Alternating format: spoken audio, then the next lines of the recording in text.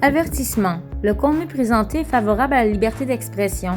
Les propos tenus sont d'origine personnelle et ne doivent en aucun cas être attribués à cette chaîne. Bon visionnement.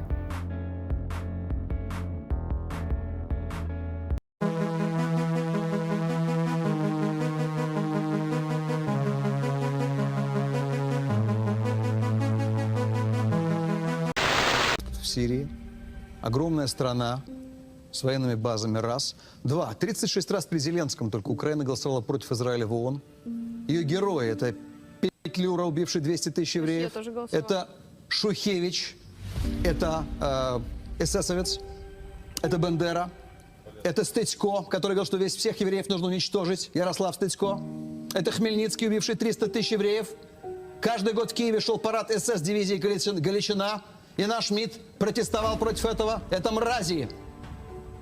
Это неонацистский режим. Я вас попрошу высказываться немного более Я говорю так, у меня убита половина семьи. Je vais vous demander de parler un peu moins durement. Elle dit la journaliste, pardon. Mais, C'est une chaîne israélienne, hein, pensez-y.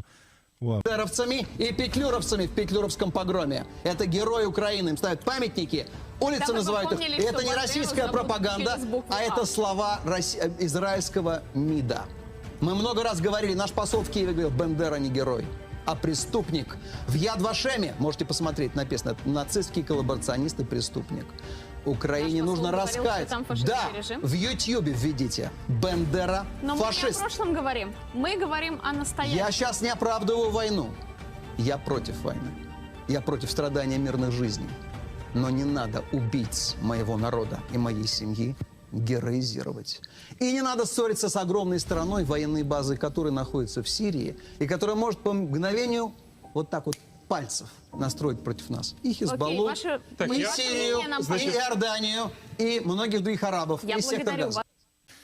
Ce qui est intéressant dans ce qu'il dit, c'est qu'au début, effectivement, c'est très émotionnel concernant justement les héros ukrainiens, soi-disant, qui ont massacré un peu tout à gauche et à droite avec les nazis. Mais ensuite, il dit que attention, Israël, il doit prendre la bonne position dans cette affaire. Et la bonne position, ce n'est pas se disputer avec la Russie qui a parmi, on va dire, ses partenaires l'Iran qui soutient Hezbollah, etc., et que ça peut déclencher le chaos chez eux. Donc il y a toute une dissonance cognitive qui va se faire, qui se fait déjà d'ailleurs dans le monde occidental et en Israël vis-à-vis de cette situation ukrainienne. Donc vous voyez, on assiste à une bascule. Il y a un truc quand même que je voudrais dire, quand on regarde un peu sur certains, notamment chez les complotistes qui viennent de se réveiller depuis 5 minutes, ils ont tendance les rabbins, tous les rabbins, on les met dans le même sac, c'est tous des salauds satanistes et tout ça.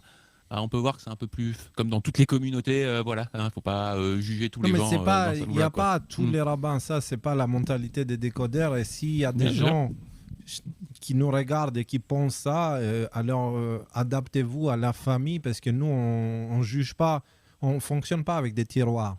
Ok, il y a des rabbins qui sont des gens exceptionnels avec une sagesse et qui vous nourriraient d'une manière parfaite, tout comme il y a des prêtres, tout comme il y a des pasteurs, tout comme il y a des imams. La sagesse est quelque chose qu'on peut trouver un peu partout. Donc, détendons-nous de ce côté-là. On ne fait pas partie de ceux qui créent des tiroirs et qui mettent des gens dedans et qui jugent le tiroir après. Ça, c'est une manière très contre-productive et pas humaine du tout à fonctionner. Donc, non. C'est exactement ce que je voulais dire. Donc, voilà, t'es meilleur que moi pour ce genre de message. Donc, merci.